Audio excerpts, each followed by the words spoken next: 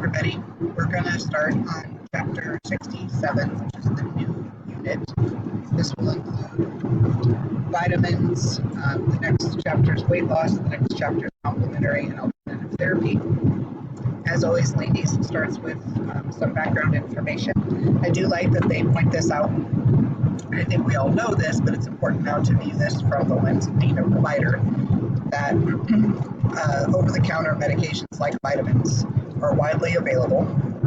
They're often taken at the patient's discretion, and they don't always share or disclose with us what they are or are not taking.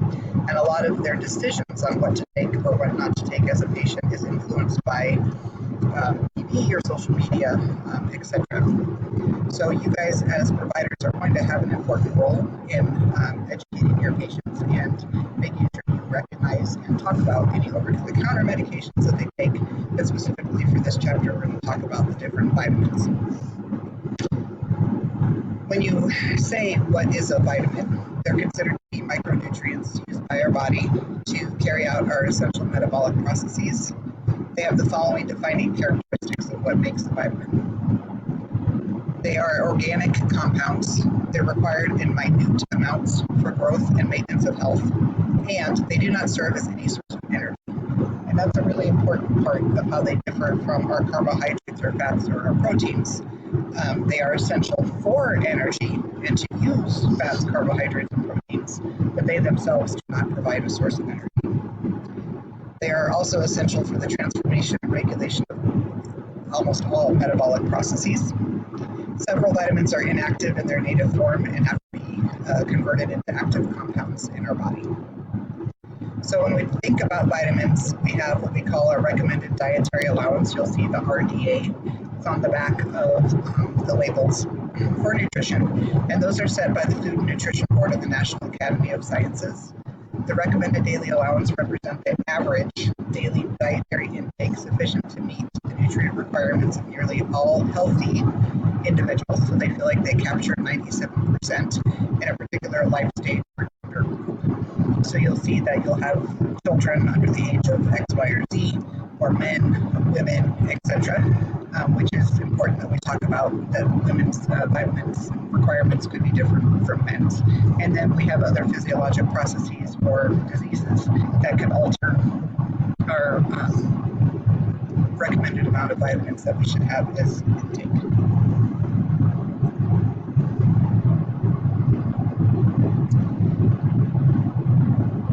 The other important part is that when they say it is for people in good health, that's a pretty vague statement. What exactly does that mean? And I think people should take liberties with that and define that as it suits their needs for whatever over-the-counter medication or vitamin supplementation that they're trying to sell to people.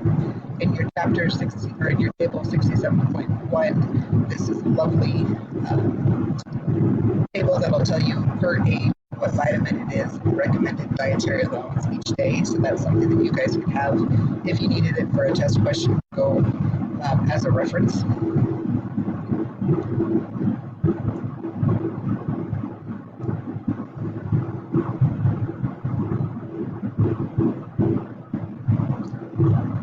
Book talks about having an adequate intake. It's important to understand that this is an estimate of your average daily intake to meet your nutritional needs. And they're set with the expectation that they should meet most healthy individuals' needs. They're guarantees, or they're no guarantees, they're only kind of best estimates. You'll hear the terminology tolerable upper intake level. The upper level is the highest average daily intake that can be consumed by nearly everyone without a significant risk for adverse effects. It's important to understand if you hear that terminology, tolerable upper intake level, or UL, it's not the same thing as your recommended daily allowance. It's simply an index for safety. You'll hear terminology that includes the EAR, which is estimated average requirement. It's the level of intake that will meet nutrition requirements for 50% of that healthy group, whatever category that's in. By definition, the EAR may be sufficient for others, for the other 50%, but they're only trying to hit that halfway point for the group. And then they have this terminology, which is the acceptable macronutrient distribution range. The AMDR is the range for micronutrients. macronutrients are proteins, carbs, and fats associated with optimal health. So the intake of a nutrient below the established range for that nutrient increases the risk of malnourishment. Intake of a nutrient above the established range for that nutrient increases the risk of chronic disease. Just a quick review here. We've all learned this in the past. We classify our vitamins as fat soluble or water soluble. And the fat soluble groups are the vitamins A, D, E, K. I always remembered that ADEC. The water soluble group comprises vitamin C and the members of the B complex. As you can see, we have quite a few subtypes of vitamin B: thiamine, riboflavin, niacin, peroxidine, pantothenic acid, biotin, folic acid, and cyanocobalamin. So when you say vitamin B complex, like if you take a vitamin that says vitamin B complex, they should carry all of those subtypes of vitamin B, or obviously you can buy the specific vitamin B6 or vitamin B1, etc. Except for vitamin B12, water-soluble vitamins undergo minimal storage in the body. So frequent ingestion is needed to replenish our supplies. So in other words, our water-soluble vitamins have to be replenished frequently, and so we have to have diets that are rich in vitamin C and vitamin B to maintain the appropriate levels. But in contrast, fat-soluble vitamins can be stored in massive amounts, right? So we know that things that are lipid-soluble tend to hang around. If you get attached to fat, they tend to hang around longer in your body. So this is a good and a bad thing. It's good because extensive storage minimizes the risk for deficiency, but the bad news is that extensive storage then greatly increases the potential for toxicity if it starts to reach levels of excess. And if you're thinking about something like vitamin K, and maybe you have a patient who is on warfarin, if they're having large ingestions of vitamin K, and then they kind of stop that ingestion, they could still have pretty excessive fat stores of the vitamin K, which may alter when you're starting to try to adjust their warfarin doses. The water-soluble vitamins of vitamin C, and again, the members of the vitamin B complex family. We'll come back to that. The question the book poses to you too is that should we take a multivitamin supplement? And it talks about the United States. We spend billions and billions on multi-mineral supplements. And when you go to the Office of Dietary Supplements in the National Institutes of Health, they will tell you their official expert panel opinion is that there's insufficient evidence to recommend either for or against the use of multivitamins by Americans to prevent chronic disease. So they are of absolutely no help. Exceptions to those include those who have malabsorption disorders, or those who have undergone weight loss surgery, or those on restrictive diets such as vegans, recognizing that if you start to have specific dietary limitations, you may not have the appropriate oral intake of your vitamins. Table 67.2 in your book is also a nice one to refer to. It specifies the conditions that increase the risk for vitamin deficiencies based on each of those different vitamins, right? So this is nice to have recommend, well, if my patient comes to me and says, should I be taking vitamin A? And you're like, well, were you premature as a child? Now, are you a breastfed infant of woman with vitamin A deficiency, or do you have a malabsorption disorder? If the answer is yes to those, then that's a further conversation. But likely, if they don't fall in that category, odds are they're likely getting their appropriate vitamin A intake. I'm going to point out a couple of ones that we see a lot in acute care. First of all, obviously, that you guys I'm sure have heard about is vitamin B1, which is thiamine. We see this quite a bit as people being nutritionally deficient in vitamin B1, thiamine. If they are alcoholic dependent, if they're older and have poorer diets, if they're HIV or AIDS, type 2 diabetes, or people who've had bariatric surgery, specifically gastric bypass, seems to be a higher risk than things like the vertical sleeve gastrectomy. Then you go into vitamin B2, which is riboflavin. This is something that you may see a lot talked about with pregnant and lactating women and their infants. This is also something that people have a vegan diet and truly don't have animal intake of food, then they may be low on the red wolf label. Then it's also associated with this rare disorder. Then vitamin B3 is niacin, same thing with alcohol dependence. If people have that prolonged treatment with isoniazid, which is what we've talked about for TB, they may need to be on a vitamin B3 repletion. And same thing with malabsorption disorder. The vitamin B6 pyridoxine also is sometimes people will be deficient with certain autoimmune disorders, and again, that isoniazid therapy. And then obviously the vitamin B9 folate, folic acid, we think about an alcohol use disorder, pregnancy, and malabsorption. Vitamin B12 is what we've talked about already with anemia. Vitamin C specifically, we found that people who are smokers or are constantly exposed to passive secondhand smoke can oftentimes be low in vitamin C. If they have boiled milk for infants, you're going to see this in other countries that are not the United States if the inadequate food sources are there. Severe intestinal malabsorption, cancer, and end-stage renal disease with hemodialysis would be low in vitamin C. The other big one we think about is the vitamin D. That's been a big topic. And then vitamin K obviously could make a difference when you're dealing with warfarin. The other important point to remember when you're counseling your patients is that if you're going to take the multivitamin supplement, the dose should be moderate because excessive doses can have the potential for harm. And the examples they give in your book is that too much vitamin A increases the risk for osteoporosis in postmenopausal women. So that's a big deal. If you were inadvertently taking a large dose of multivitamin and caused yourself to have a worsening risk for development of osteoporosis and then had, a fall and a fracture, that would be good. The other example is vitamin A can cause birth defects when the vitamin's taken early in pregnancy. So that's a big one. If you have a woman who asks you about vitamin A in pregnancy, that is not something that we would recommend that they're taking, so you would pay attention to what they're taking. Are they taking a multivitamin? How much vitamin A is it? And you would counsel that it has been associated with the birth defects when it's taken early in pregnancy. We also know that people with chronic health problems that are older, so we're thinking age 80 and older, we have started to see some literature to suggest that vitamin E actually increases the risk of death, which is interesting because there has been some literature to suggest vitamin E may be helpful in Alzheimer's. So that's a whole different topic of conversation, but you may have patients that bring that to you that say, hey, I read this article about vitamin E, what do you think?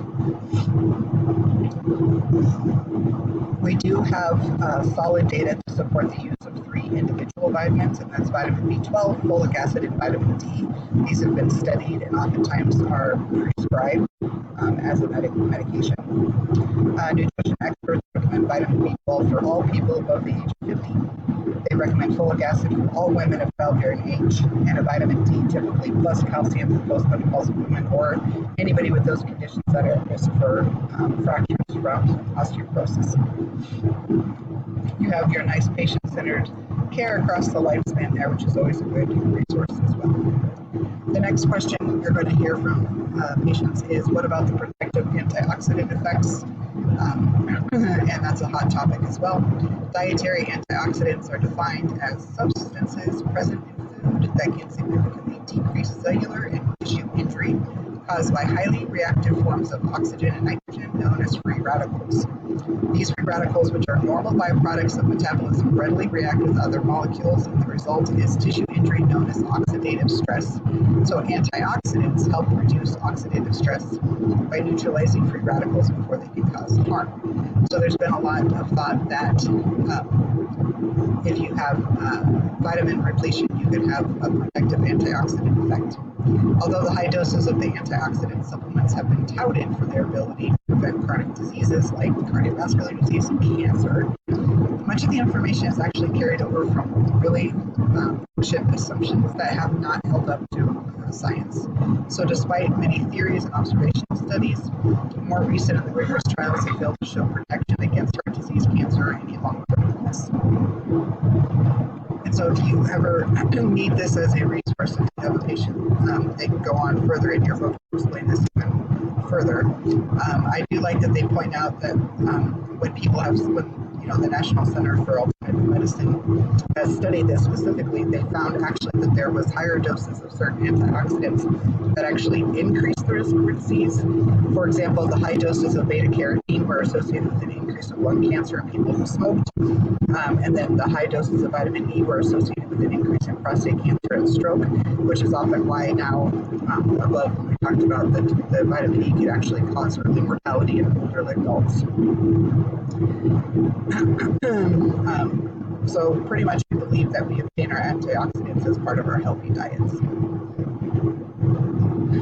All right, going into a little bit again about some of these vitamins independently. Okay, first one, we're thinking fat soluble, so A, DEC, A, D, E, and K. First one they specifically talk about is vitamin A. It's often referred to as retinol. It has multiple functions. So let's think about a couple of these. In your eye, vitamin A plays an important role in adaptation to dim light. So you'll hear you have to have appropriate vitamin A to have good vision. But it also plays a really important role with embryogenesis and spermatogenesis, immunity growth, and maintaining the structural and functional integrity of the skin and mucous membranes. If you're ever exposed to infertility situations where you're in that, there's been a role for having people take a vitamin A supplement, for example. The only indication for vitamin A that's considered therapeutic use is for the correction of a vitamin A deficiency. So contrary to earlier hopes, it's now clear that vitamin A in the form of beta carotene supplements does not actually decrease the risk for cancer or cardiovascular disease. So they found that the patients that were taking that beta carotene actually had that increased risk for lung cancer. You'll notice that the word retinol is often associated with like skincare, right? So certain derivatives of vitamin A, specifically like isotretinoin, that we use for acne, are used to treat the acne and some skin disorders. We get our vitamin A by consuming foods that are vitamin A rich. We know that vitamin A is then converted with retinol by the cells of our intestinal mucosa. Vitamin A is present only in foods of animal origin. So this is another one that if someone actually absolutely does not have any animal origin intake, true vegans, then they will likely need a supplement with vitamin A. Good sources are dairy products, meat, fish oil, and fish oil. Provitamin A carotenoids are found in dark-colored carrot-rich fruits and vegetables like carrots, cantaloupe, mangoes, spinach, tomatoes, pumpkins, and sweet potatoes. So if you're eating a well-rounded diet with fruits and vegetables, you're likely getting enough of your vitamin A, as well as if you're having animal intake products.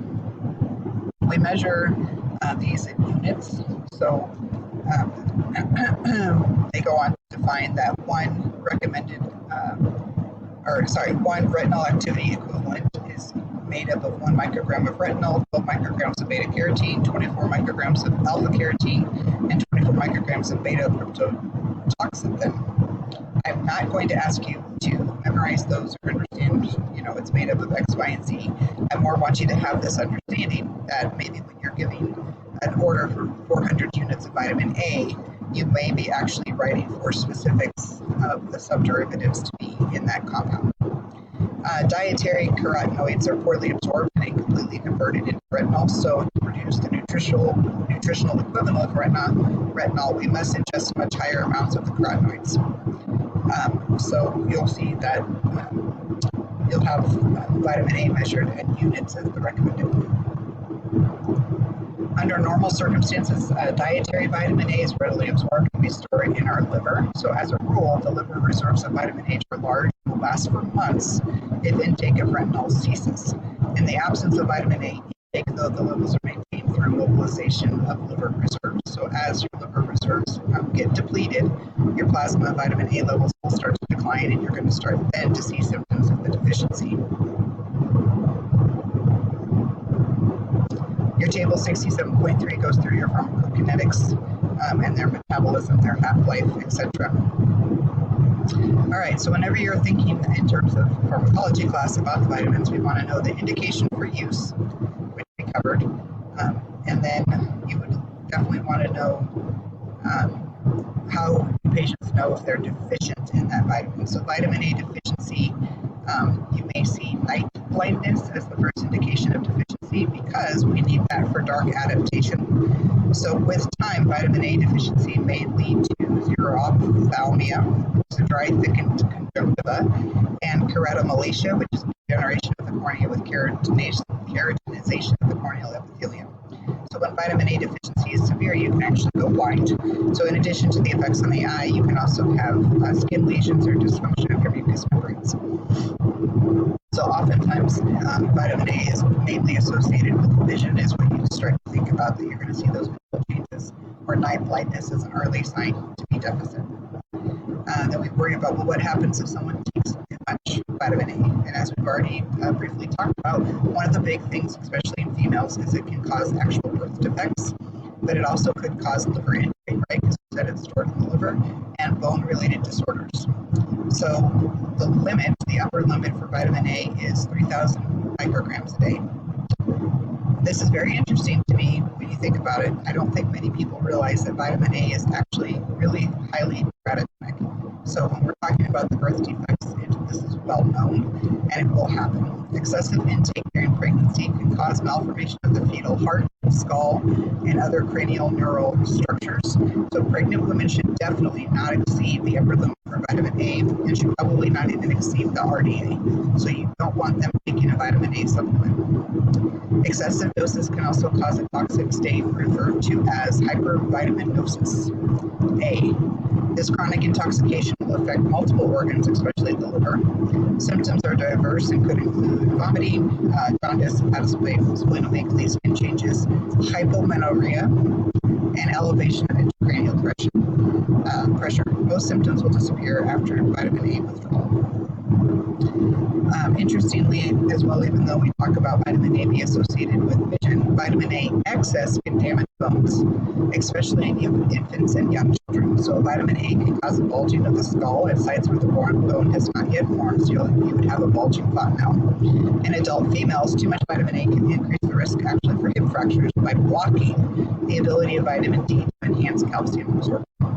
Vitamin A supplements were once thought to decrease cancer risk, but again, this didn't stand up to the rigorous studies that have been done.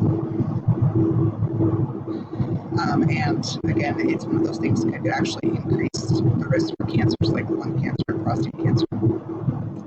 So I think the takeaway from this would be that it is not okay to just tell somebody, oh, yeah, go ahead and take a vitamin A supplement. It's pretty safe. No, it actually has detriments to it if it's given too much, and then if you become too deficient as well.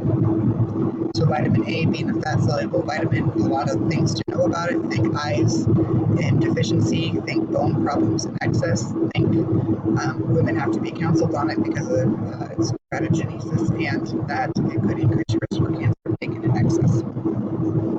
The next fat-soluble vitamin is vitamin D. And we've already briefly talked about this when we addressed our bone disorders and osteoporosis. So vitamin D still plays, obviously, the critical role in calcium metabolism and maintenance of bone health. So we think about if you're deficient in it. In children, it was referred to as rickets, and in adults, it's referred to as osteomalacia. Recent studies have identified a relationship between vitamin D deficiency and obesity. The question was, does vitamin D offer health benefits beyond bone health? The answer as of this book in 2021 is possibly. The study suggested that vitamin D may actually protect against arthritis, diabetes, heart disease, immune disorders, and certain cancers like colon, breast, and prostate. However, again, expert panels are concluding that we don't have enough data to actually support those claims. There's a lot of push in current practice that vitamin D levels should be checked, monitored, and corrected. People feel that it's associated with things like depression and mood, especially for perimenopausal or menopausal women. There's a lot of studies out there now that inadequate vitamin D may be part of that issue. Here, like we spoke of in the osteoporosis lectures, vitamin D sufficiency is estimated by measuring your 25-hydroxyvitamin D. So you may see that as 25-OHD when you're ordering a lab. The optimal serum 25-OHD concentration is still controversial. We have like Institute of Medicine or National Academy of Medicine that don't exactly agree on what your main concentration should be. But most everybody agrees that your 25-OHD level should be above 20 for sure. So most everybody would agree that under 20 is considered vitamin D deficient.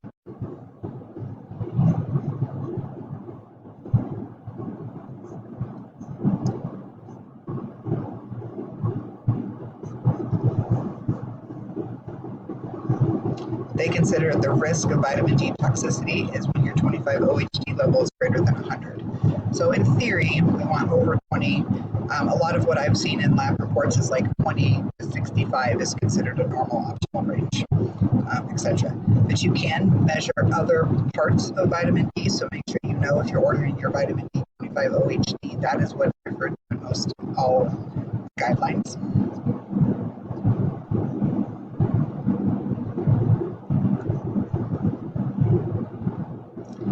Resources are going to be available for you for things like UpToDate when you look at managing vitamin D deficiency in people, specifically non-pregnant adults. So we think about the things like, first of all, are they going to be at risk for vitamin D deficiency? If they live in a cold environment that they're hardly outside in the sun, probably.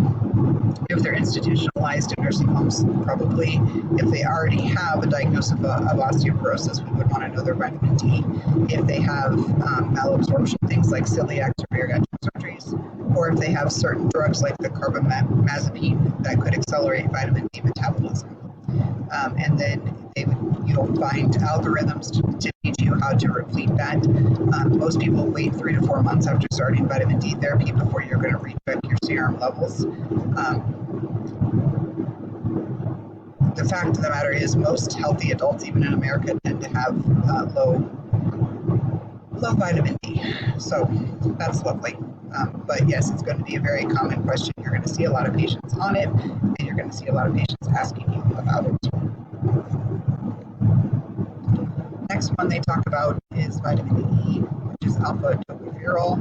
I've never ever called it that a day in my life, but I refer to it as vitamin E.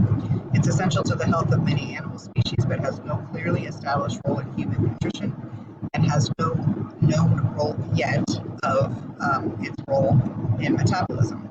But we do know that vitamin E is considered an antioxidant. Specifically, we know that the vitamin helps protect against perioxidation of lipids, and it also inhibits oxidation of vitamin A and C.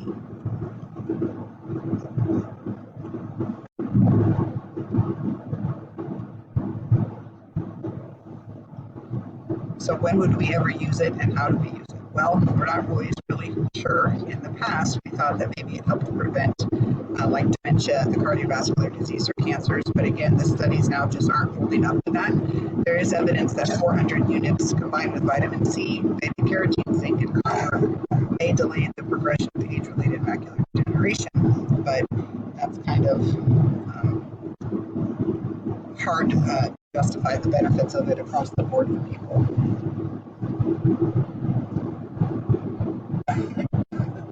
Vitamin E is found in a variety of foods like almonds, vegetable oils, and cereals. We do now know that in later studies, more recent studies, that it may be helpful in humans because of the alpha tocopherol, which is abundant in olive oil and sunflower oils. And so it's a predominant part of the European diet, which many of you know the Mediterranean diet seems to have health benefits. So alpha tocopherol seems to be better. However, of course, in America, we have gamma tocopherol, which is abundant in soybean and corn oil and is very common in the American diet. So there's a lot of studies going on with this. Is it the vitamin E portion of our diet that's different, and why Mediterranean diets seem to be healthier or not?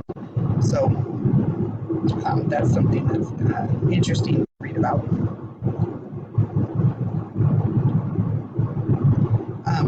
Going into a little deeper dive just for your guys' general knowledge. I'm not going to ask you these intensive questions on your exam, but I do want to have heard this at one point.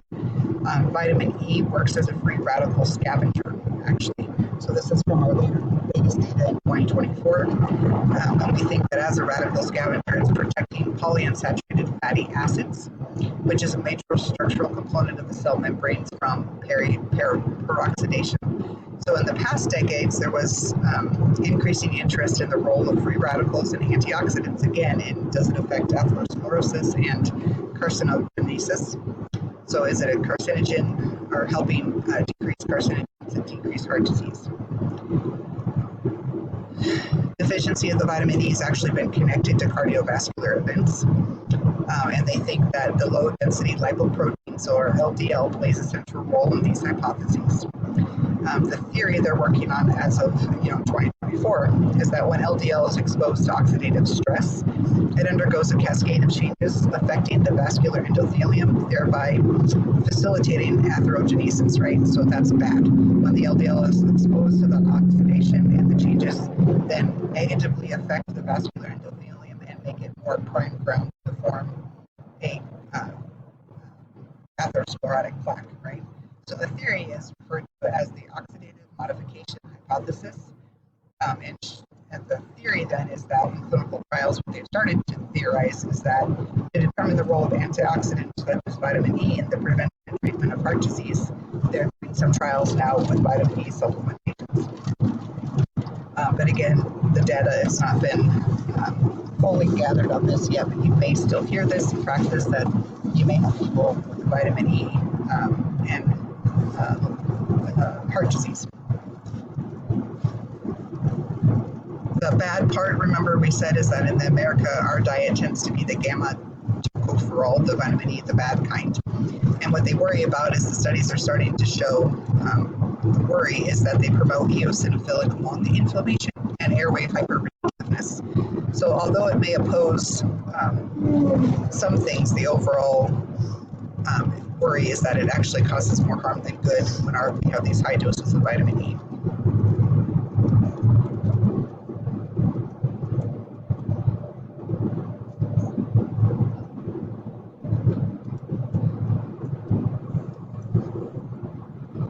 The healthy population recommended daily allowance for vitamin E is 15 milligrams of dietary alpha tocopherol for adolescents and adult males and females. Okay, so that is the equivalent of 22 international units of that natural source of vitamin E. In children, your recommended daily allowance rises from 6 milligrams at 1 to 3 years to 15 milligrams when they get to 14 to 18 years. Interesting other point about vitamin E that you may hear about in practice is that patients with fat malabsorption are at risk for vitamin E deficiency because, again, it's highly lipid soluble, it's fat soluble, so it's going to be clinging to our fat stores. So if I have a malabsorption issue and I can't absorb as much fat, I'm likely to have a vitamin E deficiency with that. So specifically, we think of like pancreatic disorders where we don't digest foods the right way and those kind of things. But it is something to think about if you have a patient with some kind of fat malabsorption.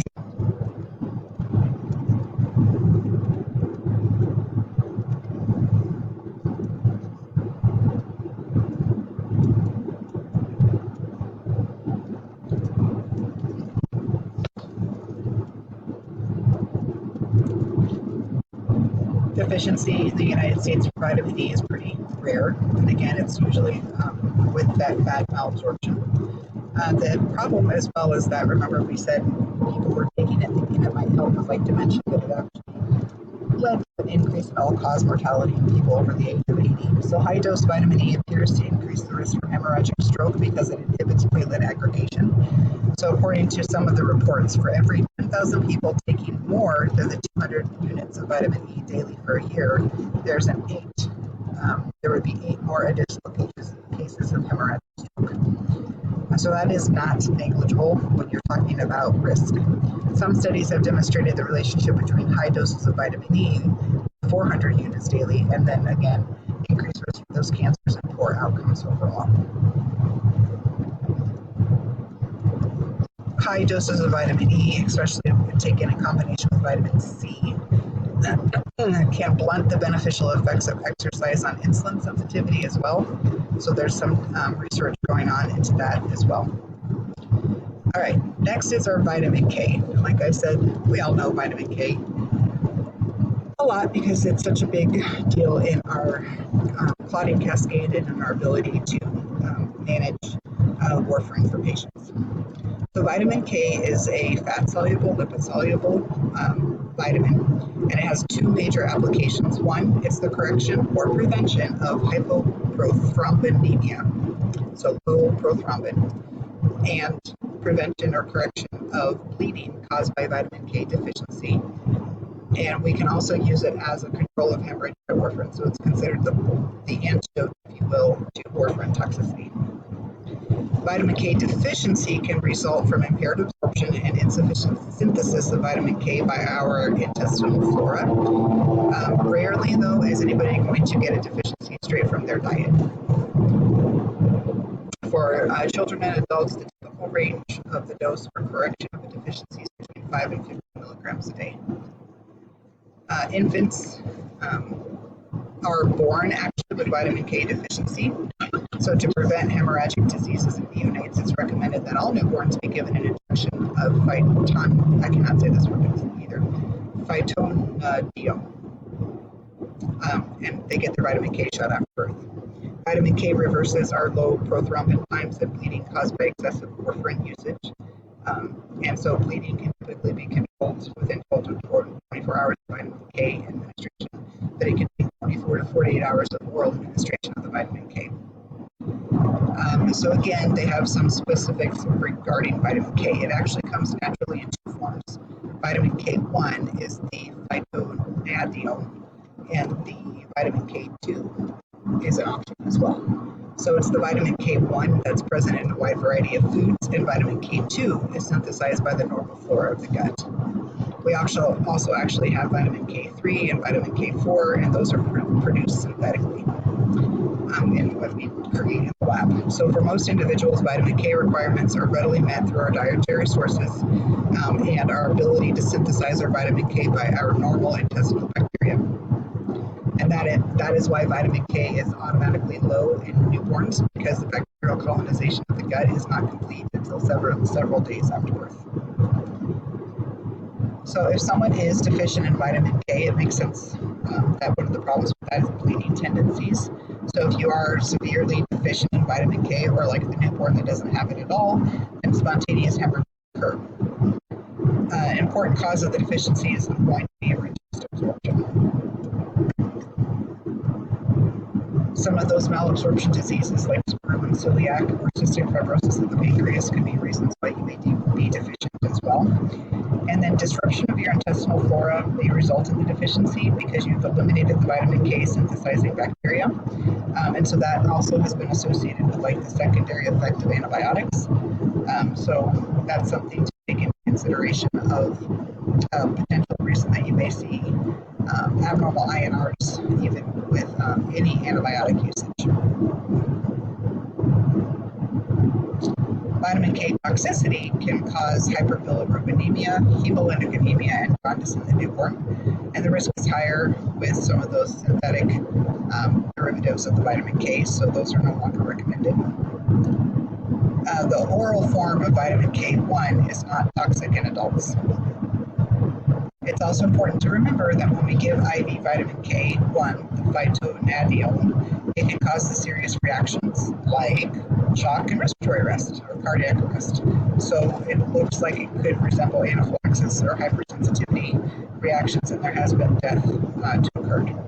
So because of this is very important for acute care nurse practitioners to understand what we're talking about.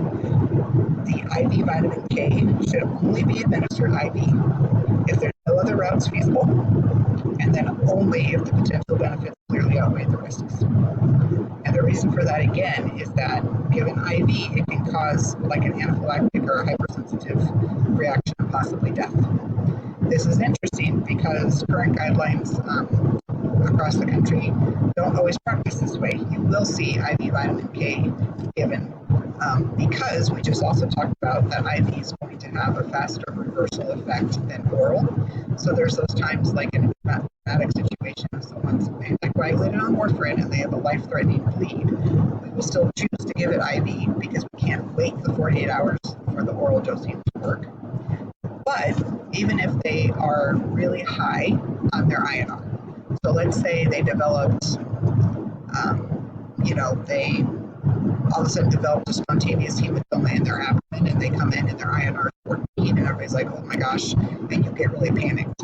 If we're not worried that they're going to die in the next couple of hours from that issue, then we start with oral. So that's a really important point to plug into your brain, that it's not to say that you're never going to see IV vitamin K given. You probably will in ICUs, trauma, emergency rooms, etc. But if you can get by with oral, you're always going to choose to get oral first. All right, the next ones then are these water-soluble vitamins. The big one is vitamin C, which we also know to call ascorbic acid. And this is a very active vitamin in our body. It has to have enough levels in our body for us to function appropriately. One of the things that it is involved in is the synthesis of adrenal steroids. It is a necessary component of the conversion of folic acid to folinic acid, and it's part of the regulation of the respiratory cycle in the mitochondria. So at the tissue level, vitamin C is required for production of collagen. It's required for other compounds that comprise the intracellular matrix that will help bind cells together.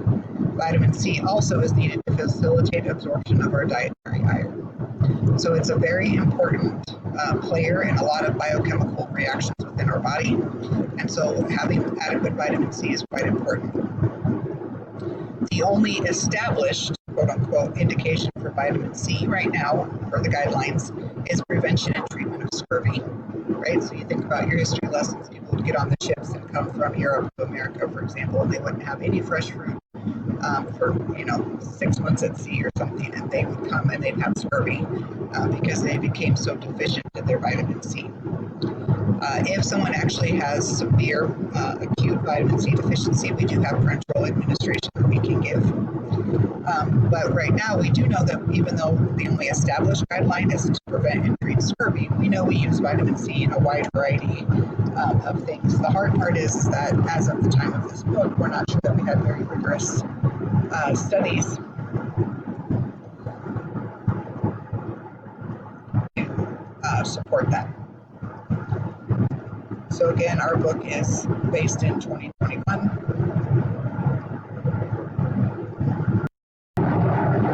When I go to the literature of more current things for vitamin C, they talk a lot about the deficiency and kind of where we're at with that. Ascorbic acid is an essential dietary nutrient in all primates. I love how they say that. The clinical deficiency syndrome is scurvy, and that's largely due to the impaired collagen synthesis in disordered connective tissue. You can make that diagnosis based clinically if they have a history of insufficient vitamin C. The most specific symptoms that you can see within 3 months of deficiency is follicular hyperkeratoses and perifollicular hemorrhage with petechiae and coiled hairs. You could also see easy bleeding and bruising, bleeding gums, receding gums, bad teeth. You can also start to see the physical signs of like Sjogren's syndrome with that dry connective tissue. They start to have edema, and they will have poor wound healing. You can also have really significant muscle pain because of the hemorrhage into the muscles or hemorrhage into the periosteum. In the United States, specifically, ascorbic acid deficiency is mostly in severely malnourished individuals. So people who abuse drugs, drug use disorder, or alcohol use disorders, or those with bariatric surgery. Also, though, we see that levels of poverty or people that are living on store-bought box diets that actually in America will have very little fruit and vegetables. You also can see this in institutionalized older adults from their poor dietary intake.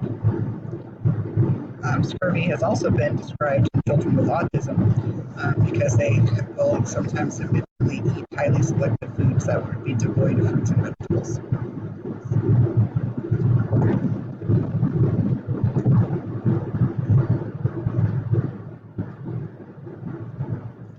some issues with toxicity when we're talking about vitamin C. Large doses of vitamin C in large doses can give a false negatives to a guaiac result as well. People will really probably start having some diarrhea and abdominal bloating.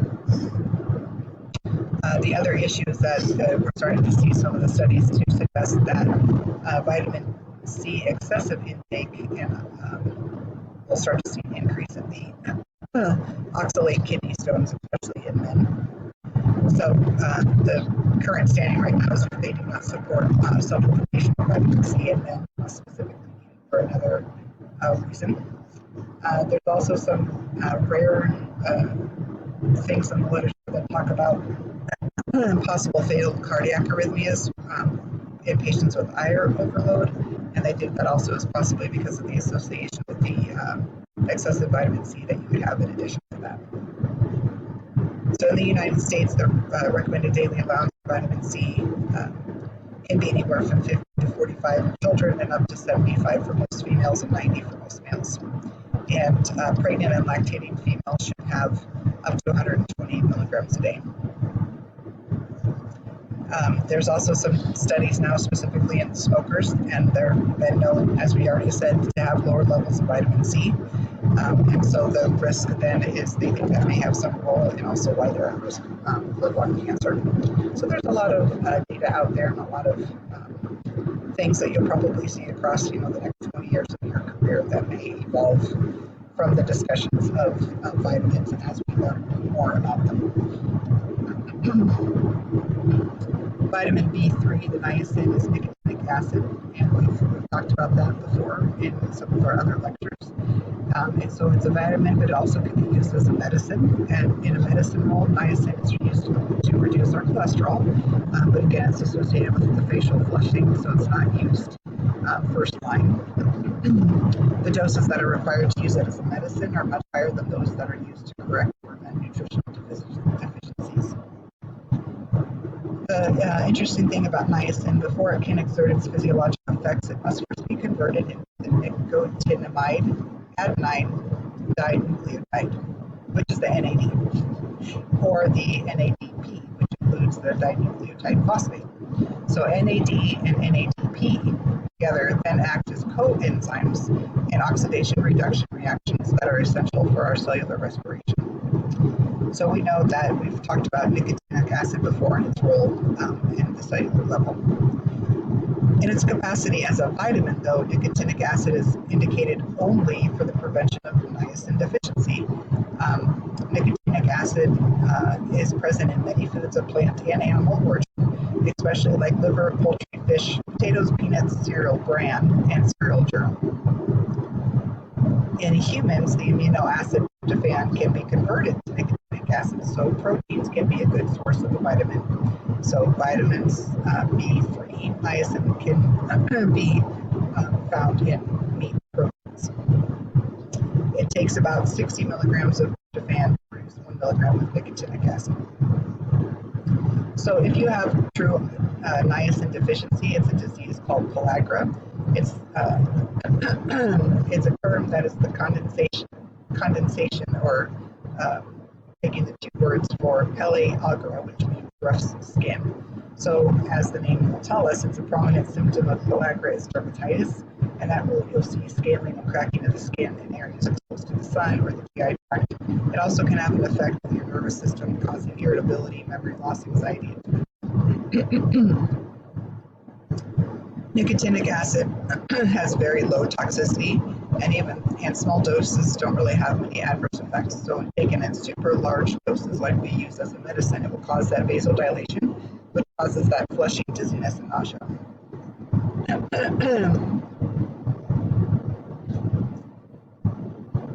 Vitamin B2 is our riboflavin. Riboflavin participates in numerous enzymatic reactions. The vitamin must first be converted into one of the two active forms, which is the FAD or the FMN. In the form of FAD or FMN, the riboflavin acts as a coenzyme for multiple oxidative reactions. So we use it, its therapeutic use is only indicated for correction or prevention of riboflavin deficiency, which usually occurs in conjunction with other vitamin B deficiencies. In early state of riboflavin deficiency, you can see things like sore throat or that angular stomatitis, which is the cracks in the skin at the corners of the mouth. So something you may see in like your physical exam. If you started to notice that angular stomatitis, you could be thinking of vitamin B deficiency, like vitamin B2. But later symptoms of more advanced riboflavin deficiency, you'll get chelosis, which is the painful, big, deep cracks in the lips. You can also see glossitis, which is the inflammation of the tongue. You can see the vascularization of the cornea or dermatitis of the scrotum or vulva. In the United States, most dietary riboflavin will come from milk, yogurt, cheese, breads, and fortified cereals, and also organ meats like liver are very rich sources of that. We don't really believe that there's a toxic level that it will apply to humans because when large doses are administered, the excess is rapidly excreted in the urine. So there's no upper limit set for riboflavin. There's also some suggestion that riboflavin can help prevent migraine headaches, but prophylactic effects do not develop until after 3 months of treatment. So you may see that in practice as well. Next one is our vitamin B1 or thiamine. So the active form of thiamine is essential for carbohydrate metabolism. So thiamine requirements are related to caloric intake and are greatest when carbohydrates are the primary source of calories. So if you have a very carbohydrate-rich diet, you're going to need more vitamin B1, more thiamine than those who have a low carbohydrate diet. Again, the only indication for use is if you're low in it, or we know you're about to become low in it prophylactically. In the U.S., most of our foods are fortified and enriched with whole grain products, so therefore we get thiamine added into some of our enriched foods, especially in our breads and our ready-to-eat cereals. The richest natural source of the vitamin is fish, specifically tuna, salmon, and anchovies. Gross. And then possibly also liver. You can get some in lesser amounts in chicken, pork, and beef, and lamb. So you guys have probably heard these along the way. You may see these in the ICU or hospitalized patients when we start talking about vitamin B1 thiamine deficiency. So one of the disorders it causes is called beriberi. That disorder has two distinct forms, wet beriberi and dry beriberi. I'm sure that that's probably not actually how you say that. I think it actually is probably supposed to be beriberi, but I've always called it beriberi, so someone correct me if you know, for example, for sure that that's not the way it's supposed to be pronounced. But nonetheless, for the purpose of our course, I'm calling it beriberi. So wet beriberi is named because its primary symptom, obviously, then is fluid accumulation in the legs. So you get the cardiovascular complications with this fluid excess, palpitations, EKG abnormalities, and high output heart failure. And that can actually be fatal and lead to circulatory collapse and death. So think wet beriberi, think sudden and severe heart failure. Dry beriberi is characterized by your neurologic and motor deficits. So that's when you get anesthesia of the feet. Some may be an ataxic gait, foot drop, or wrist drop. But you can also get edema of those cardiovascular, you also will not get edema or the cardiovascular symptoms. Wet beriberi responds rapidly and dramatically to replacement, but dry beriberi to fix that can be very slow. The most popular one you've probably heard of when we think of vitamin deficiency is Wernicke-Korsakoff syndrome. So that is people with chronic alcohol consumption. This syndrome is a serious disorder of the central nervous system having neurologic and psychological manifestations. So symptoms can include nystagmus, diplopia, double vision, ataxia, and an inability to remember the recent past. Failure to correct the deficit could be irreversible brain damage. So if you even suspect that they have a psychiatric component to someone with an alcohol use problem, you give vitamin B1. And it's given parenterally. This is something that you're going to see in the infamous banana bag that we give patients. When you're taking oral thiamine, it's devoid of really any adverse effects, so there's no upper limit for that. Thiamine's available both oral and you could also get an IV or IM. If you only have a mild deficiency, oral is fine, but the parenteral administration is reserved for those syndromes. All right, vitamin B6 pyroxidine is the next B B vitamin, so we're still in the water-soluble B vitamins. It is indicated for the prevention and treatment of all states of vitamin B6 deficiency. You'll get paroxetine. Paroxetine functions as the coenzyme in the metabolism of amino acids and proteins. But before it can do so, it has to first be converted to its active form, which is pyridoxal phosphate. So if you give vitamin B6 before it can work in the metabolism of amino acids and proteins, it has to first convert to its form, pyridoxal phosphate. So we've spoken of this a little bit in the past. Some people that will become deficient in their vitamin B6 paroxetine is going to be people on prolonged courses of isoniazid. So you can actually have the condition would be termed isoniazid deficiency, and then pyridoxine dependency syndrome. In the United States, we get paroxetine from fortified and ready-to-eat cereals, but we also get it from meat, fish, and poultry. The white potatoes and starchy vegetables are high in vitamin B6, and the non-citrus fruits. And the organ meats, again, like liver, are very high in the vitamin B6 enzyme or vitamin. Okay, deficiency. The paroxetine deficiency can be from the poor diet. Again, remember the isoniazid therapy for tuberculosis. And it's one of the ones that is an inborn error of metabolism. We're not going to dive into that for the purpose of this course. Really, in the United States, deficiency is pretty rare, except from those who have chronic alcohol abuse issues.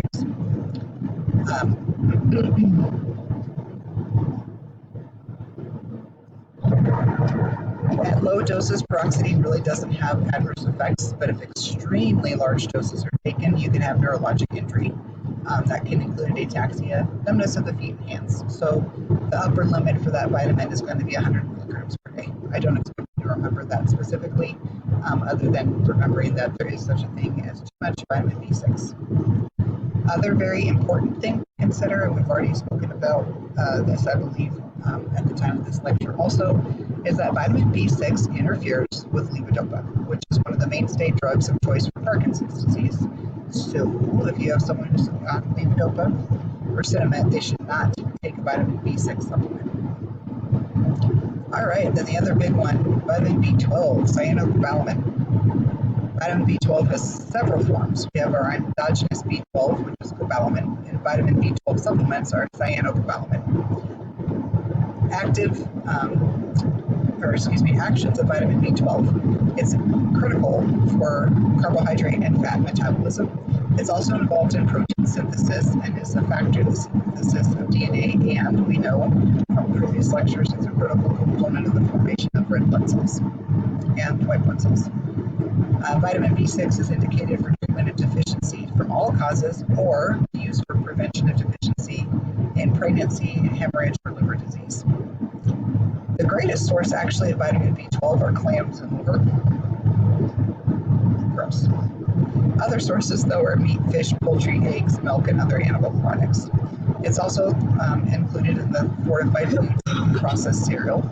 It's interesting, too, because you do not get any vitamin B12 for plants, so it's something to look at for vegan diets. If you are deficient in vitamin B12, you know it causes megaloblastic anemia, and you're going to get that macrocytic anemia. The cells become very large. A deficiency in vitamin B12 also is going to interfere with your mitosis, so leading to, and that interferes with continued cell growth. So pernicious anemia is also an autoimmune disorder that we know results in loss of the gastroparietal cells that produce our intrinsic factor that is necessary for the absorption of vitamin B12. And then also vitamin B12 deficiency can occur in vegan diets, bariatric surgeries, and age-associated gastric atrophy. Remember, we talked about, again, to review here, it can cause the neurologic issues. You also can have disruption of the ability for cells to grow and divide, so rapidly dividing cells as in the GI tract can occur. So one of the things on a physical exam you may see is that glossitis. The good news about vitamin B12, it has a pretty low potential for toxicity, so we don't have an upper limit of that. Most vitamin B12 supplements are taken orally. However, those oral supplements probably aren't going to work for autoimmune or bariatric studies, so people take it in different routes. It's available both as an IM injection or an nasal spray for gel, and sometimes in bariatric patients they take it as a dissolvable sublingual vitamin. Vitamin B9 is our folic acid. Vitamin B9 occurs in two forms. Remember, folate and folic acid. We know now from the source already that although many people will use those terms interchangeably, they are very distinctly different. Folate is the natural occurring vitamin, and folic acid is our synthetic form. So folic acid is more stable than folate, and in the presence of food, the bioavailability of synthetic folic acid is at least 85%, but our oral folate that we get in our diet can only absorb about 50%. So you're going to have much greater success with synthetic folic acid than you are to increase folate in your diet if you need repletion. Folate, so our natural forming occurring vitamin, functions as the coenzyme in the synthesis of nucleic acids, both in DNA and RNA, and it has a role in metabolism of amino acids. We use it to prevent neural defects in the developing fetus, so they are also used to treat megaloblastic anemia or folate deficiency. We also know that we have folic acid to be used in some of our chemotherapy treatments or other drugs that cause low levels of folate, like methotrexate. Highest source of folate is the beef liver. Other good sources, though, are spinach, black-eyed peas, asparagus, and green leafy vegetables. The FDA requires that if you're going to have something that's enriched with a grain product like our cereals, grits, rice, they have to be fortified with folic acid. So as the result of this grain fortification, the incidence of folic acid deficiency has declined dramatically in the last 100 years. Unfortunately, the incidence of birth defects from the folate acid has not dropped as much as we'd hoped.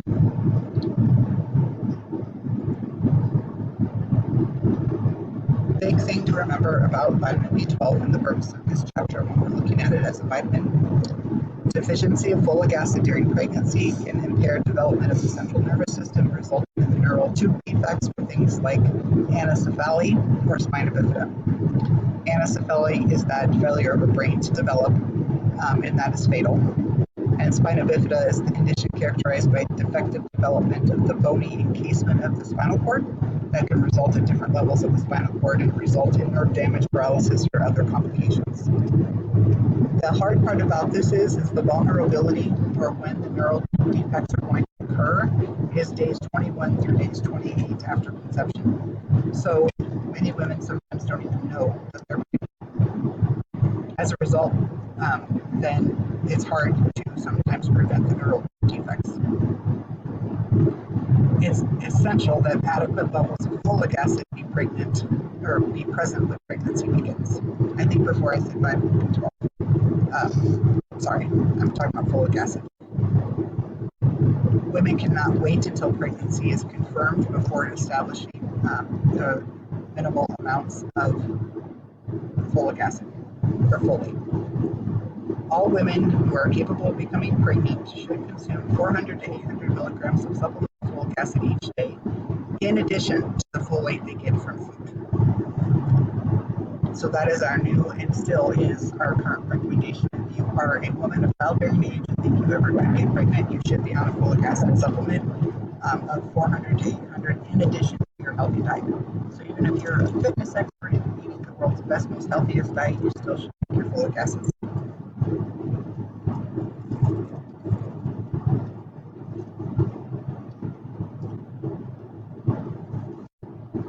I want you guys to read through vitamin B5 to know what it is and have heard of it before, but really it's a pretty rare issue to deal with, and there's already so much to learn in these chapters. I'm not going to ask you questions about vitamin B5. Vitamin B7 we need to talk about because it's biotin, and it's very common that people want to be on biotin supplementation. Biotin is an essential cofactor for several reactions involved in the metabolism of our carbohydrates and our fats. People take it over the counter typically to treat hair loss and improve skin conditions. Truly, to be biotin truly deficient is a rare inherited disorder. We find our biotin in a wide variety of foods. No one's exactly given us great data which foods are exactly the highest or not. Biotin is also synthesized by intestinal bacteria. Interesting thing, an important thing to know is that really it appears to be devoid of toxicity. So no upper limit has been set. So people, if they are convinced they need to take a high dose vitamin supplement to get their hair loss corrected, it probably is okay because we don't really know of any specific defects or issues, adverse effects from toxicity. To summarize, vitamin supplements, at the end of the day, kind of the staple that you can remember is that most people, if you're eating a healthy diet and you're not a bariatric patient and you don't have severe health issues, you probably don't need vitamin supplementation unless you're a woman of childbearing age and you're going to be on folic acid. All right, that's a lot. We kept an hour. As always, please reach out if there's any questions.